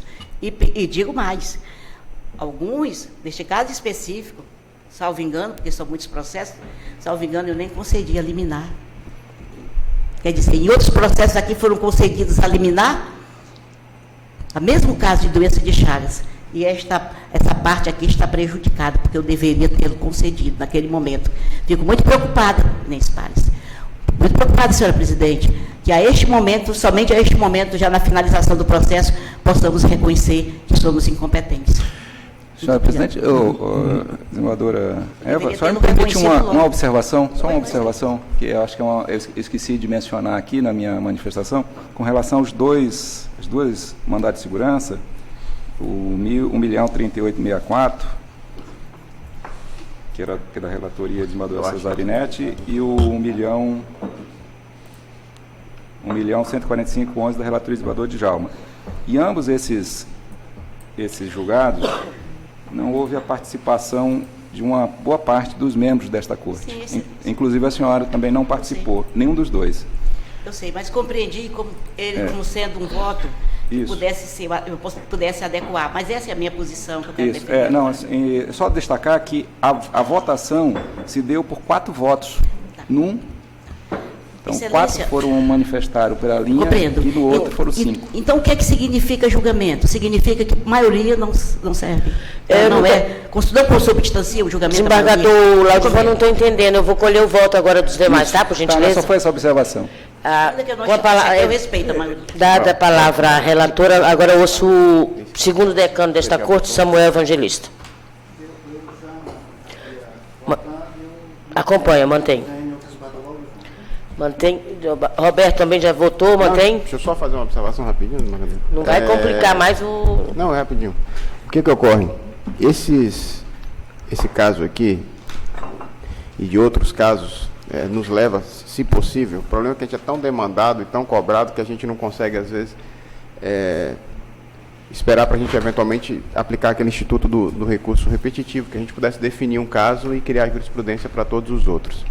Eu acho que o bom desse precedente aqui, desse caso que a gente vai julgar, é que a gente vai estar com a corte completa, inclusive agora, não desfazendo eventualmente. A gente teve a oportunidade de começar a julgar isso com a presença da desembargadora Cesarinete, que ela era relatora, eu pedi vista dos processos, trouxe voto vista, depois o desembargador Djalma pediu vista após, e aí começou a oscilar a composição de julgamento, né? Então me parece que neste caso a gente vai colher o voto de todo mundo. Todo mundo. Aí a gente vai definir exatamente isso. Então nesse caso aqui é que ele já votou nesse processo, não foi isso?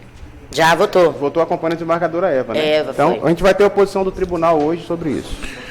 Então não, ele estava ausente, o Pedro Hansen. Daqui a pouco eu vou ter que suspender para colher o voto dele.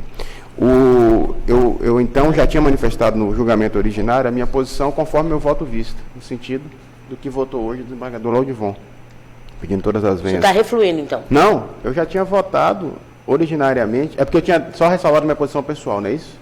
Tá. Então eu vou refluir no sentido de acompanhar a posição do desembargador Laudivon, que é a minha posição originária. Okay. É que eu achei que o tribunal já tinha conformado a jurisprudência, entendeu?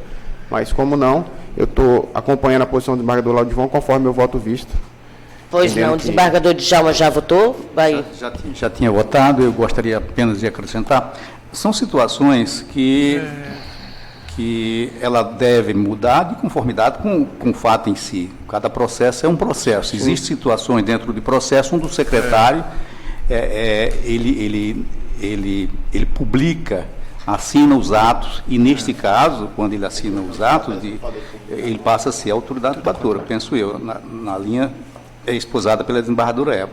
Se ele não assina, o ato é apenas do IBAD, não, é uma outra situação, tá certo? Então eu penso que, no caso, são situações diferenciadas. Nós vamos ter situações aqui onde o secretário, o ato é cometido pelo IBAD, mas é encaminhado ao secretário, e o secretário publica o ato, assumindo, portanto, a qualidade de autoridade coatora, nesse caso, mas em outras situações não. Eu continuo votando na mesma, meu entendimento continua sendo o mesmo. Pois não. Desembargadora também acompanhou o relator, ressalvando a sua posição. Vai refluir? Não, eu não estava ausente. Estava ausente, né? Eu vou seguir com o entendimento do voto visto, senhora presidente. Penso que a partir daqui a gente tem que tomar essa decisão, se assim se concretizar o entendimento desse colegiado, que, como nós sabemos, tudo se transforma, e aqui nós temos que dar segurança, e a partir de então, do que se concretizar neste julgamento, a partir dele seguiremos todos, porque temos que seguir o nosso colegiado. Pois não, desembargadora Regina Ferrari. Já tinha votado também, né, desembargadora? Não? Cadê a papeleta aqui? Já tinha votado. Eu votei acompanhando a relatora. Foi. No caso, Excelência, foi o seguinte: eu votei acompanhando a relatora, ressalvando o entendimento pessoal, no sentido seguinte, que, à luz do que esposou o desembargador Laudivon, de fato, se o ato praticado foi somente pelo IBAD, ele deve descer ao primeiro grau. Ocorre, como disse bem o desembargador... Caso concreto, né? Caso concreto. Ocorre que, como bem disse o desembargador Djalma, há casos que são mistos. Tem caso que foi praticado só pelo IBAD, tem coisas que foi pelo IBAD e que foi para o secretário, e o secretário homologou, ratificou, publicou, enfim, e tornou público por meio de edital e tudo mais. E nós temos essas questões difusas e mistas. Agora,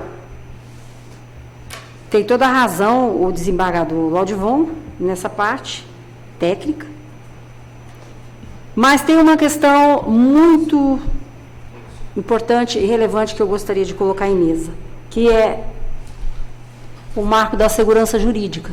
Porque desde quando nós estávamos já julgando estes casos, nós estávamos assentando a legitimidade passiva de causa destes secretários do polo. E, pelo adiantado da hora, eu penso que nós deveríamos tomar uma posição. Nestes casos, eu acho que não seria salutar e positivo fazer declinar agora estes processos. A parte agora veio isso descer, porque, vejam, eu estava olhando aqui, nem liminar fora concedida. Então, por uma questão de segurança jurídica, porque outros feitos da mesma natureza aqui foram julgados, da mesma natureza, análogos, e aqui foram anuídos as legitimidades. Excelência, esse processo ele dá É essa questão da segurança jurídica que eu coloco em mesa. O processo remonta a 22 de janeiro de 2018.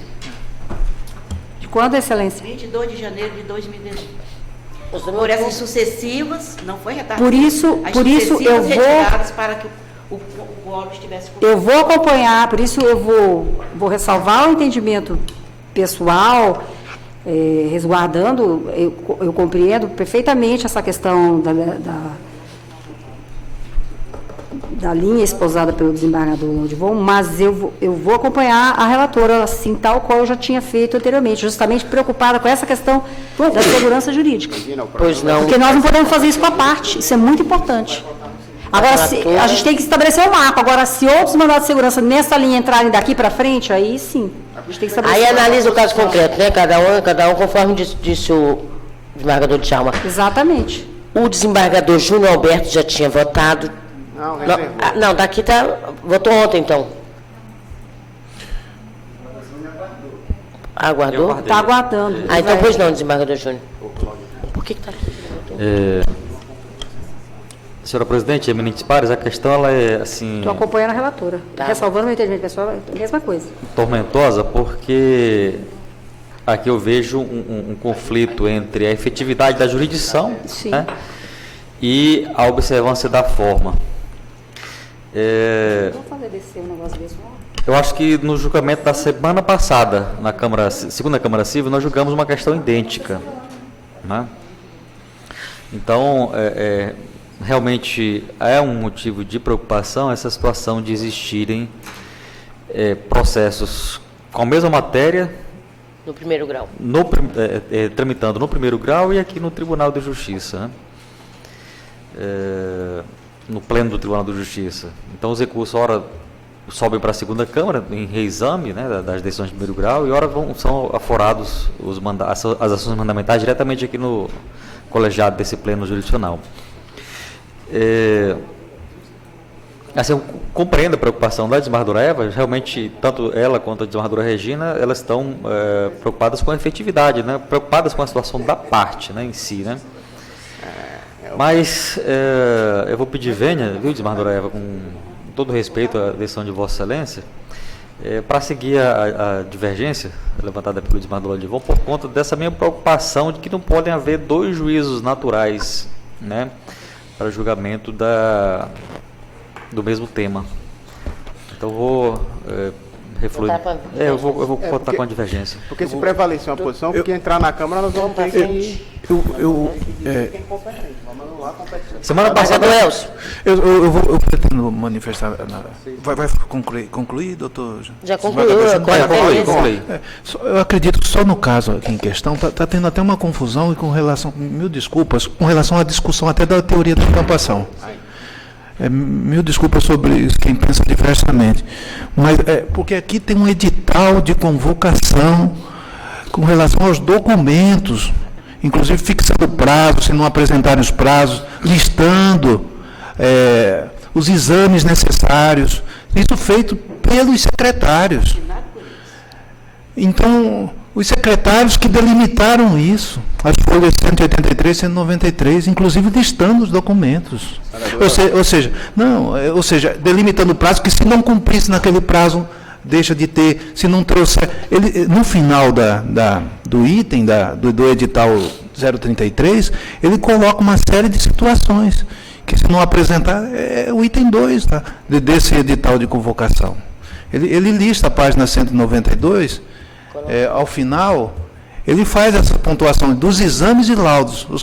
Ele lista os candidatos convocados, deverão arcar com todas as despesas, os exames laboratoriais no mar. Então, ele delimita uma série de situações jurídicas.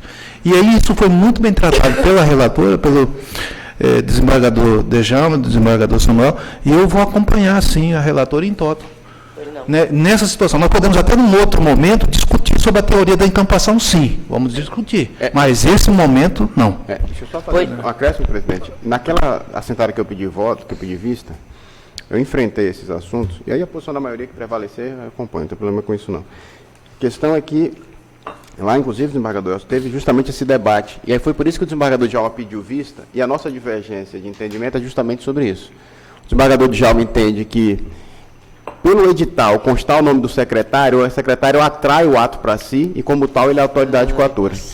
E a minha posição é que não, que ali ele apenas dá publicidade. Nós discutimos isso de forma... Não, mas o edital de convocação é dos secretários. Sim, é isso. É só que eu entendo que a divergência, Elcio, é justamente como cada um entende esse edital, entende? A minha posição é que esse edital, ainda que tenha o nome do secretário, ele apenas está dando publicidade ao ato que é praticado pelo IBAD. Essa é a minha posição. E a posição da divergência do desembargador Djalma, de Vossa Excelência, desembargadora Eva e outros tantos, é que não, é que isso atrai a competência do secretário. É respeitável, o argumento altamente... Está todo mundo respeitando o voto de todo mundo, então vamos agora... Vamos tocar... Luiz Camolês. Elcio, com a... Bom dia. Relatora. Bom dia. Eminente presidente, eminentes pares. Às vezes é bom ser o mais moderno. Muita discussão é travada. Ouve tudo, né? E fica só guardando. Temos que inverter aqui. Só que às vezes... Nós vamos inverter, sabia? No Ministério Público é assim, o mais velho vota primeiro, moderno, mas primeiro. Lá no Supremos novos, votam primeiro e os mudar o regimento do... Vamos mudar, já tinha falado isso aqui. Aqui lá no Conselho do Ministério Público também é assim, presidente. Presidente... Mas, pô, não, o novel vai falar. Mas sem embargo dessa mudança, que se houver, eu já voto contra a mudança. Eu prefiro o sistema da forma como está, viu? Eu fico mais a cavaleiro. Pelo menos enquanto você for mais moderno, né? Eu fico mais a cavaleiro, desembargador. Mas em contrapartida também, eu recebo uma gama muito grande de informações, que acaba me colocando numa posição mais crucial. Com a manifestação da ilustre relatora, eu pude entender e interpretar isso, não deixando de reconhecer o brilho do voto do ilustre desembargador Laudivon, que apurou pela divergência, mas nesse aspecto aqui, considerando esse caso em concreto, eu acompanho a desembargadora Eva. Não sei se o meu voto contribui ou não, mas é uma forma de enxergar um outro ângulo, né? E essa é a vantagem de ser o mais moderno. É justamente isso. Obrigado. Contribuiu para afirmar a competência do tribunal nesse caso aí Obrigado. Do caso concreto. Então, senhores desse tribunal, prosseguindo o julgamento, proferiu o voto visto do desembargador Laudivon Nogueira pelo acolhimento preliminar de legitimidade passiva de causa com remessa do feito ao primeiro grau de jurisdição, sendo acompanhado pelo desembargador Roberto, Valdirene e Júnior Alberto. Decide, então, o tribunal, unanimidade, rejeitar preliminar, por maioria, rejeitar preliminar de legitimidade passiva de causa, nos termos do voto da relatora e das mídias arquivadas. Então, decide o tribunal. É a mesma matéria, exames Agora, Chagas. Na semana passada nós tivemos julgamento na Câmara. Muito bem. Desembargadora, relatora, o mérito da... O mérito... Pela concessão, na base de... Eu não vou nem ver na base de números de dados deste tribunal, desta Corte. Unânime, Unânime? Sim. Unânime. Muito bem, estou gostando de... Se ele não tiver com a doença, né? Decide o tribunal. O exame dele deu tudo ok. Conceder a segurança do termo de voto da relatora. É o mesmo? Ele apresentou, está tudo ok com o GG dele e o GM, porque... No médico acompanha. Doença, não pode. No médico acompanha a relatora, sem divergência. Não há. No médico acompanha a relatora. Aí em GG é para fora. Eu tinha menos sequer que não tinha um laboratório específico para fazer o exame. Colhe o sangue aqui e manda para fora. Exatamente. Senhores, agora eu vou avisar o 25, né?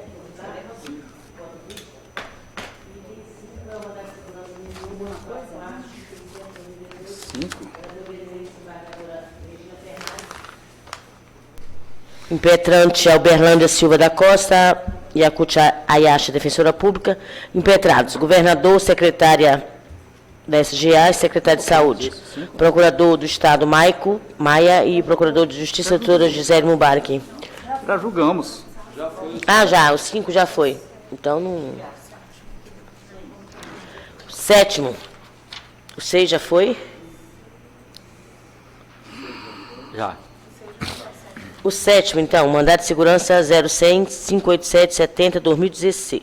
2016. Mandato de segurança 2016. Relator, desembargador Laudivon, impetrante Federação Nacional de Servidores do Judiciário nos Estados, FENAJUD, advogados Rúbia e Arão. Impetrado Tribunal de Justiça do Estado do Acre, Procurador de Estado Raíssa, Procurador de Justiça Danilo Lovisaro.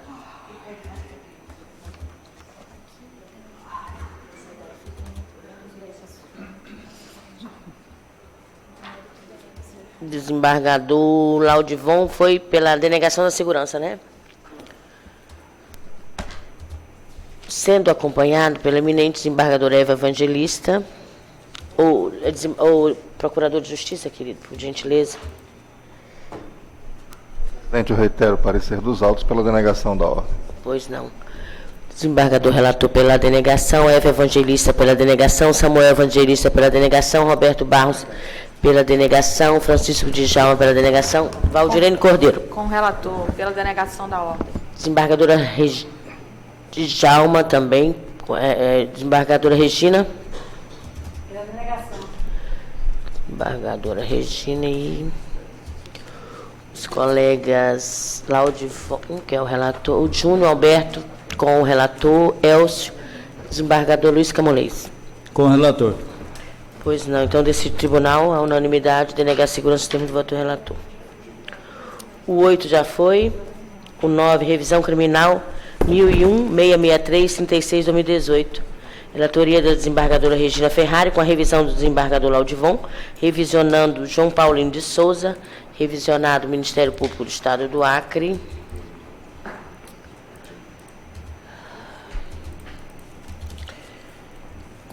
E a doutora Patrícia é que atuou no processo. A desembargadora relatora foi pela procedência parcial. Eu ouço o eminente procurador. Senhora Presidente, o parecer ministerial é no mesmo sentido, pela procedência parcial, que aqui eu reitero. Pois não, procurador. O eminente revisor Laudivon acompanhou a eminente relatora, desembargadora Eva Evangelista, com a relatora desembargador Samuel. Item 9 da pauta, revisão criminal.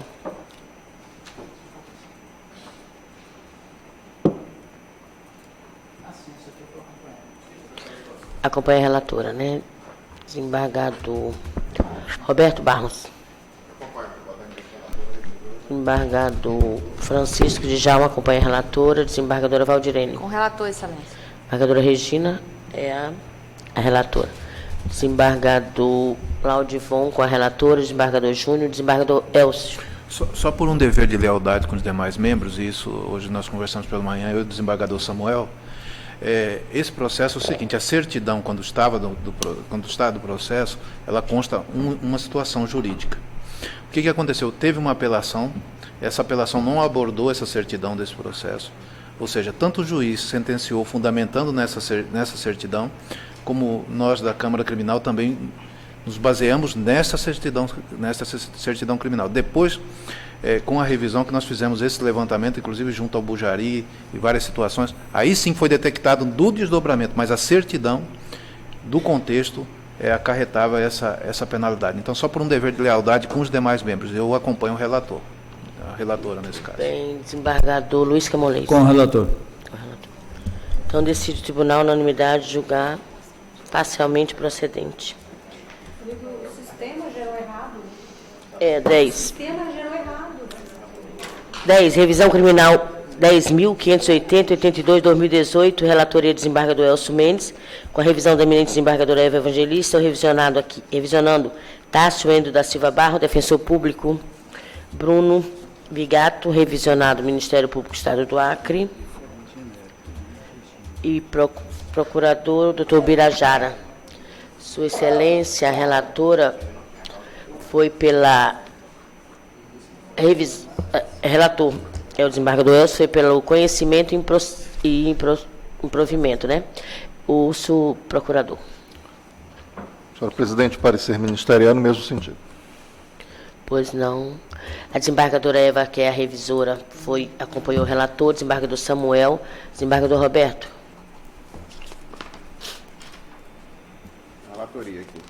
Com o relator, desembargador Roberto, desembargador Francisco de Jalma. Com relator, excelência.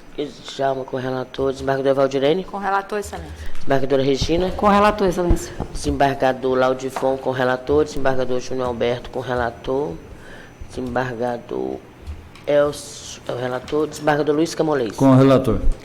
Então, julgar improcedente a unanimidade. O 11 já foi. O 12 e o 13.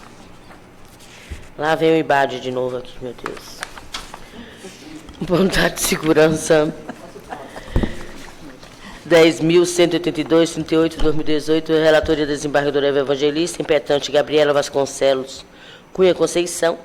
Advogado Sângelo Rossano de Souza, impetrado Secretaria de Gestão Administrativa, Secretaria da Polícia Civil e o IBAD.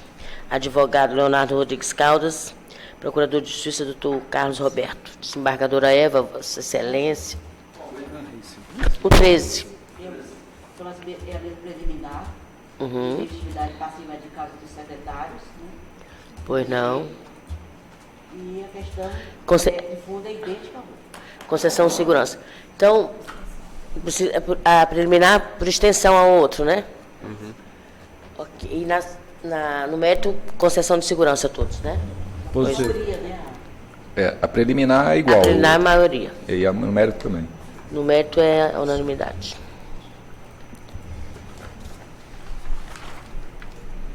O 14 foi...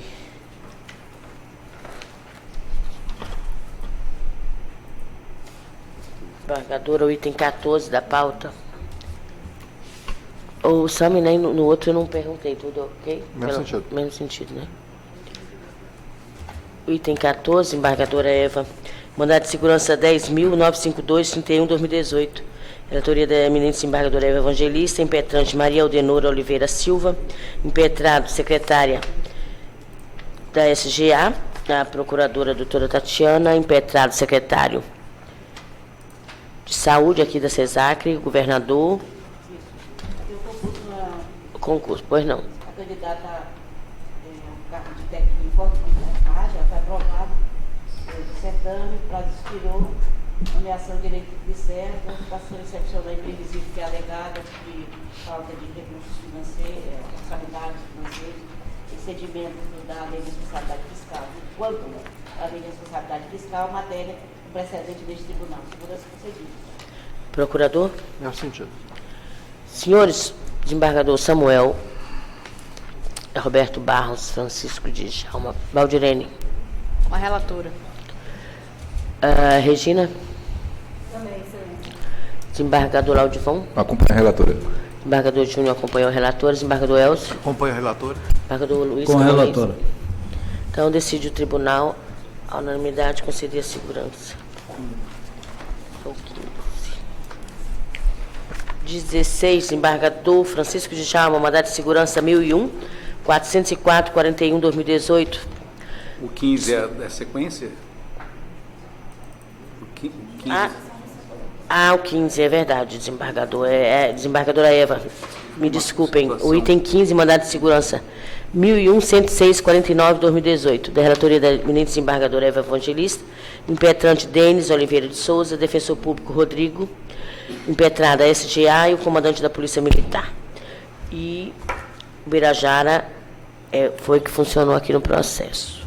Desembargadora Eva, o item 15.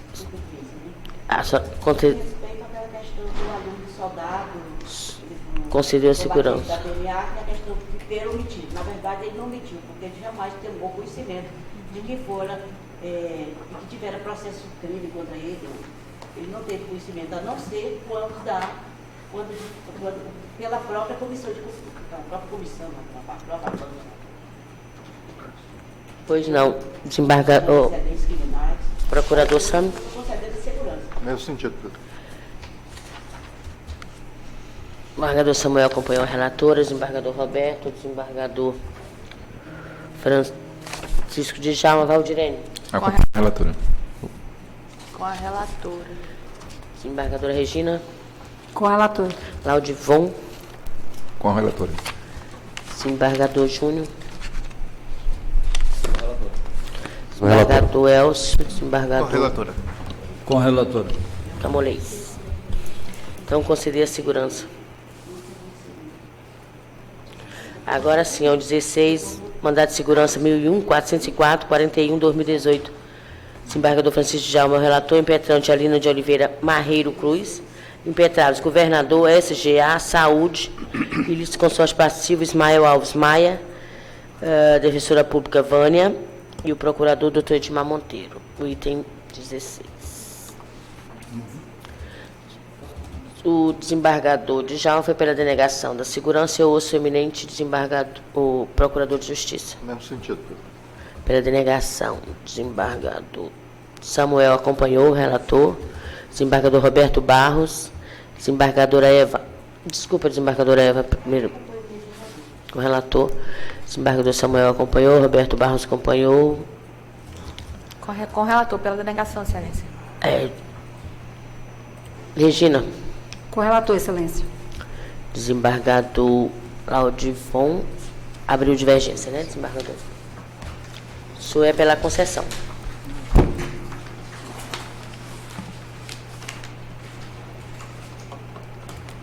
O item 16.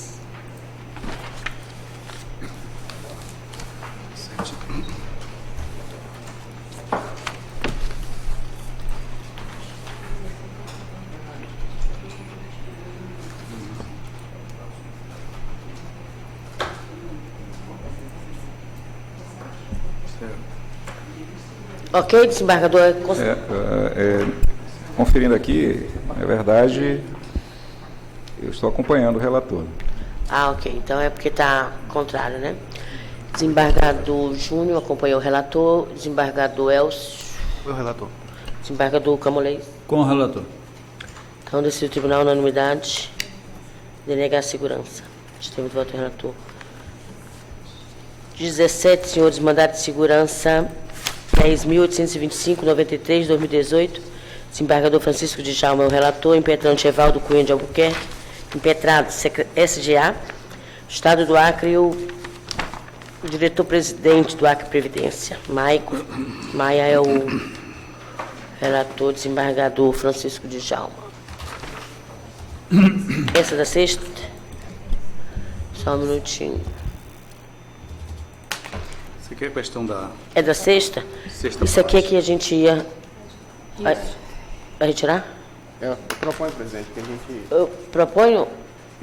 Ouvindo eventualmente o desembargador Djalma e o desembargador Laudivon, são relatores de processos dessa natureza.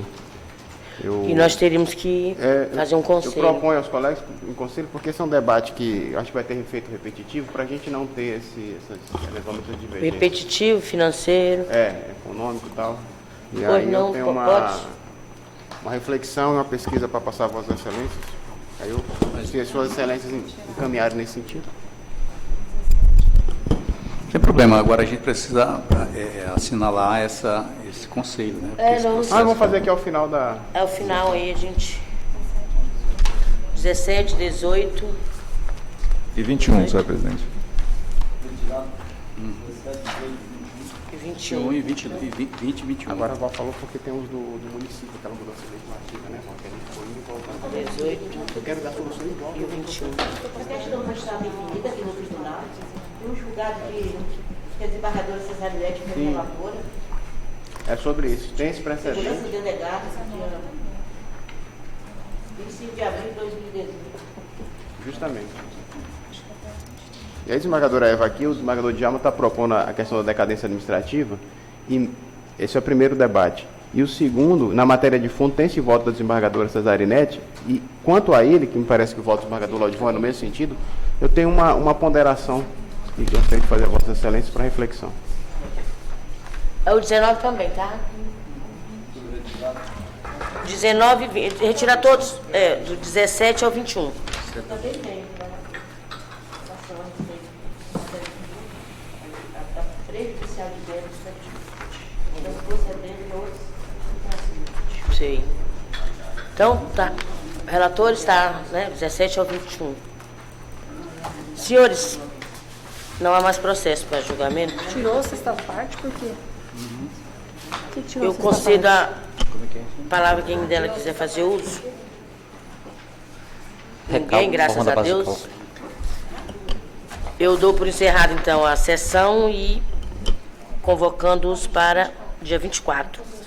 E eu vou fazer, antes de começar o administrativo, vamos fazer uma pausa. Muito obrigada. Entendi, engraçado.